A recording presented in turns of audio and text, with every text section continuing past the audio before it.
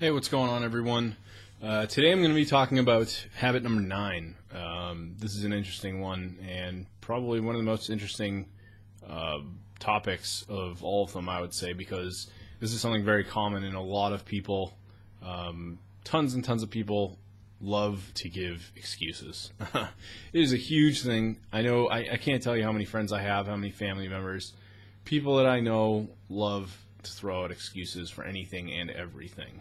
Um, for me, I would say with this challenge, well, first off, in the challenge, you're asked not specifically not to make excuses, but I think the biggest thing that they're really asking you to do is when it comes, if someone asks you a question, a yes or no question, you have to answer that question. It's a simple yes or no. Um, I can't tell you how many times I used to do this at my work. My boss would actually call me into his office, and he would say, what happened with this? Was this, he would basically ask me something that was a yes or no question. And I wouldn't even answer yes or no. I would just immediately go on and ramble about what it was. And then he would just keep saying over and over, yes or no. And he would get really upset. And my boss tended to have a little bit of this particular boss had kind of what is it? Multiple personality. Just he would be really happy one minute and then really upset, pissed off, angry the next. You can never really tell until you started talking to him. So when he was upset and throwing these questions at me, I would be all afraid, trying to answer and make explanations. But really, all he wanted to hear was a yes or a no. And I think part of that's making excuses. I would go on to make an excuse as to why he's asking me about this because he's upset about something and he wants a yes or a no, and I'm basically rambling on about my excuse and reasoning as to why I did what I did or whatever it was, and just didn't pan out all that well. So really what it comes down to is that that's something I've noticed in myself that I need to improve, depending on whoever I'm talking to, whatever the topic is. But a bigger topic, I think, is just excuses in general. A few years ago, I started reading some personal development books. It was asked of me because I was in a multi-level marketing company. They tell you to go out and read all these personal development books, and it's going to help you, and it definitely gets you in a better mindset. I didn't really disagree with that.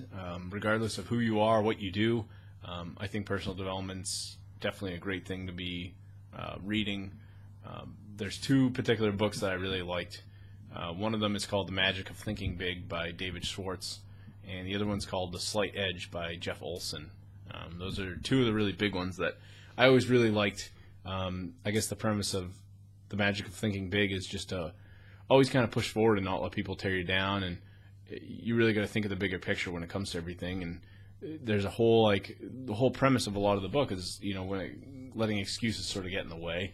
And I can't tell you, how many times I've done that when it comes to certain things. It could be relationships, simple things as approaching women, or maybe trying to get a better job, maybe trying to complete my workout regimen, maybe anything really. It could be as simple as someone asking you to do something and you just saying, I don't feel like it because of this, or whatever it is. There's really no reason to make excuses. It's kind of I almost became it became easier for me to actually admit that there was a problem instead of making up an excuse. And I know one of the biggest things that I think makes it very hard is if you hang out with the wrong people. You hang out with people who always make excuses, then you're going to sort of follow in their footsteps. Another famous quote that I picked up from reading some of these, I can't remember the exact quote, but the idea is that you are the 5 people that you spend the most time with. The quote's sort of similar to that. I'd have to look it up to get the exact quote, but more or less the idea is that you spend time around people who are always making excuses. Let's say you go out to a bar and you're with one of your good friends. You've been friends with them for years. You go out to the bar and there's these gorgeous women, and you're thinking about going over to talk to them, but you just start making up excuses. Oh, well, what if she thinks I smell, or what if I don't know. You could literally. I had a friend who I swear to God, he could make an excuse for anything. Like, he could tell me that just anything. Like, he could come up with the most out-of-the-blue stuff to not approach a woman.